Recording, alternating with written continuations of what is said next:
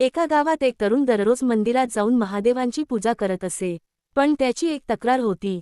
तो रोज म्हणायचा, महादेव, मी इतकी भक्ती करतो, तरी माझ्या आयुष्यात काहीच चांगलं का घडत नाही? एके रात्री त्याला स्वप्न पडलं.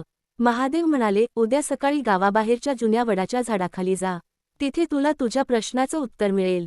सकाळ होताच तो धावत तिथे पोहोचला. पण तिथे काहीच नव्हतं. फक्त एक जुनी, गंजलेली लोखंडी पेटी पडली होती.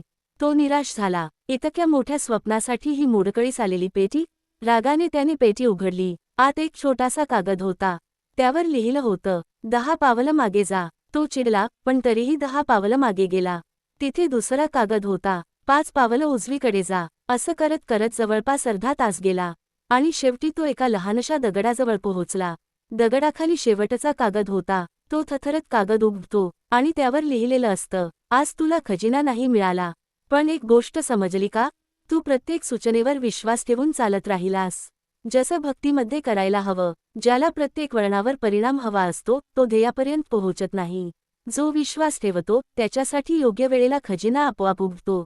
तरुणाच्या डोळ्यात पाणी आलं, कारण त्याला समजलं, तो महादेवांवर श्रद्धा ठेवत होता, पण त्यांच्या वेळेवर नाही.